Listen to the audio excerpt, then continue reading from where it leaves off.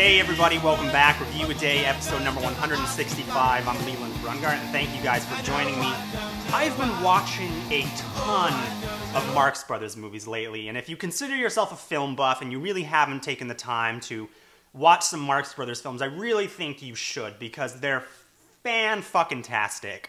I know that one of my favorites, Duck Soup, is available to watch instantly on Netflix, so, set up your Xbox and take a gander at some of the Marx Brothers films, because they really are, they're hilarious and they're talented, and when you see Harpo play the harp and Chico play the piano, there's really nothing else like it in all of Hollywood history, I don't think. They're really fantastic films, and I recommend almost every single film they made. Duck Soup, Animal Crackers, Night at the Opera, they're really all pretty special.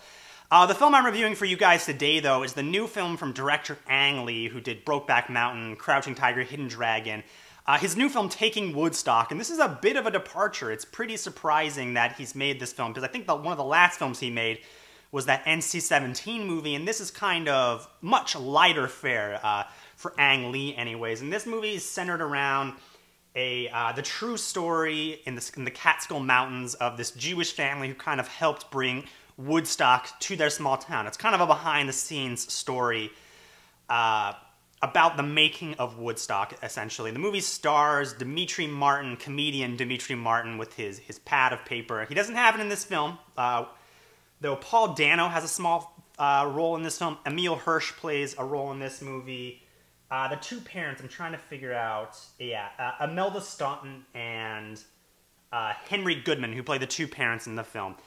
I think this movie could have been incredibly painful in the hands of a lesser director, but luckily you have Ang Lee, who really knows how to make anything beautiful to look at, and there's a lot of really beautiful moments in this film.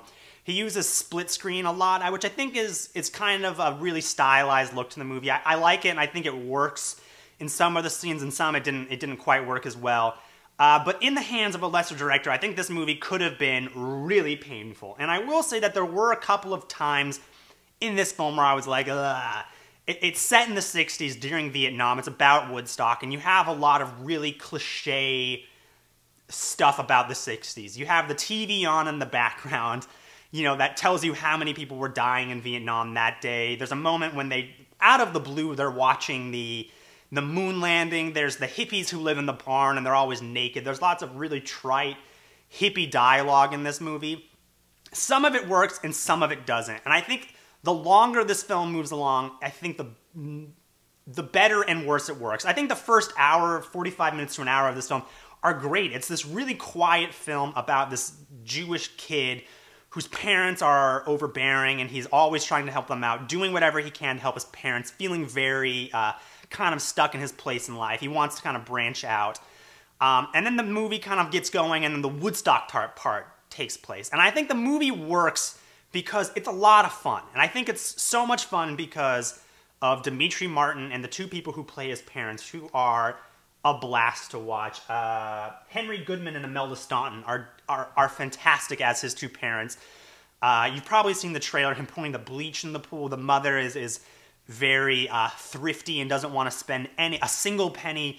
I think a lot of people will watch that and kind of see relation. And I think everyone sees themselves in those characters. I think that there's a couple really, really interesting turns the film takes. I don't want to spoil it, but it's an interesting point in the film that happens to Demetri Martin's character. It kind of comes out of the blue, but when you look back at everything that's happened in the film, you go, you know what, I'm not surprised, because his character had been established that way.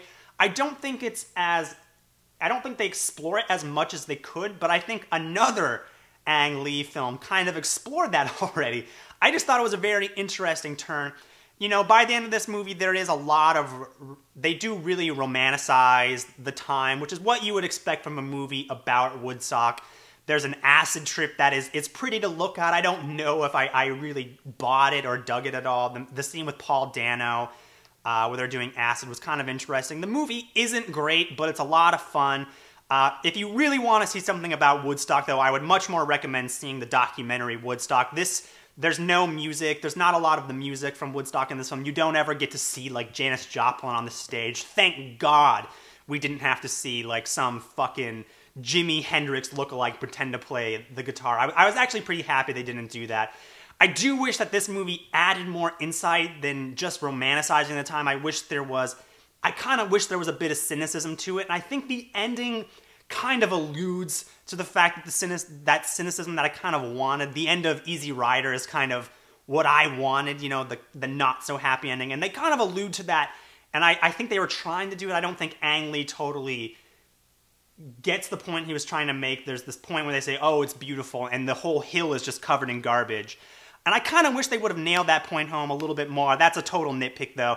I give Taking Woodstock a 3.5 out of 5. I would wait for video. It's a delightful movie. I think Dimitri Martin gives a great performance, as do his parents, and Liev Schreiber plays characters in drag better than anyone, I would say. If you're a fan of mixed nuts, you'll know what I'm talking about. Guys, if you like this review, make sure to head over to nitpickit.com or Dampercast, and I'll see you guys next time.